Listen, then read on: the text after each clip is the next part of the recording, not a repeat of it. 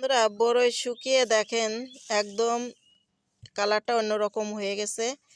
এইগুলো শুকিয়ে তারপরে এখন মানে আচারের জন্য প্রস্তুতি হয়েছে। দেখেন আচার দেব, এভাবে কিন্তু শুকিয়ে নিতে হয়।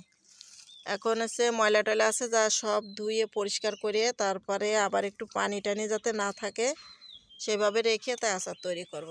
দেখেন সব বড়ই শুকাইছে। আর এইগুলো দেখতে পাচ্ছেন, এইগুলো হচ্ছে চীন আলুর মানে বীজ, ওই যে কি বলে যেন, ওই যে কি আলু যেন পাই এটারে, আমরা আমাদের এদিকেই বলে চীন আলু, কিন্তু অনেকেই বলে সাজ আলু। সেই সাজ আলুর হচ্ছে বীজ, এইগুলো সেই আলুগুলো তুলিছি দেখাবানি। আর এইগুলো হচ্ছে বেসন, এই বেসনগুলো আবার হচ্ছে করতে হবে। আর ওই যে দেখা যাচ্ছে না কালো কালো, ওইগুলো হচ্ছে ইসের বেসন, ওই যে পাতা উস্তের বেসন, ওইগুলো। এই পাতা উস্তের বেসন রাখছে আবার লাগাইতে হবে। আর এগুলো সাজ আলুর বেসন। আর এই যে বড়ই, পাকা বড়ই রোদ্দুরি দিয়ে শুকিয়ে নিলাম। এইগুলো আমি হচ্ছে আচার তৈরি করব। আচারের জন্য কিন্তু এরকম বড়ই শুকিয়ে নিলে ভালো হয়।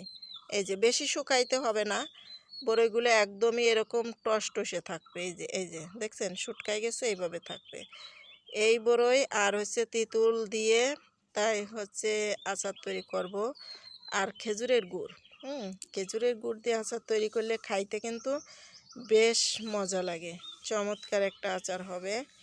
যখন তৈরি করব আচারটা তখন আপনাদের সাথে শেয়ার করব। তারপর ওইগুলো যে শুকিয়ে নিলাম, কিভাবে শুকাইতে হয় রোদ্দুরে দিয়ে, সেইগুলো আর কি আপনাদের সাথে শেয়ার করছি। এই যে দেখতেই তো পারছেন কি সুন্দর বড়ই, দেখছেন। এগুলো হচ্ছে সেই সাজ আলু। এই দেখেন কত বড় বড় আলু উঠাইছি মাটির তল থেকে, কিন্তু এই আলুগুলো তুলিছি। এটা হচ্ছে সাজ আলু বলে। দেখেন এইটা কত বড়।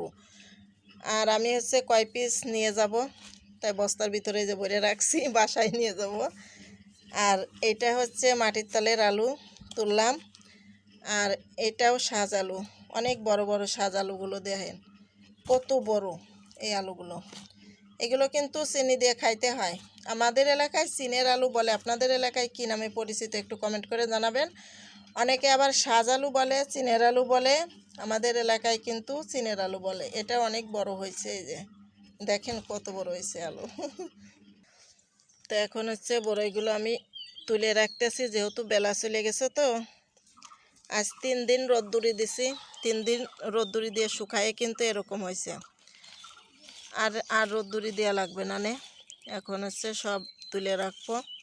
তা সবাই ভালো থাকেন, সুস্থ থাকেন। আচার যখন তৈরি করি আপনাদের সাথে শেয়ার করবানি। আল্লাহ হাফেজ।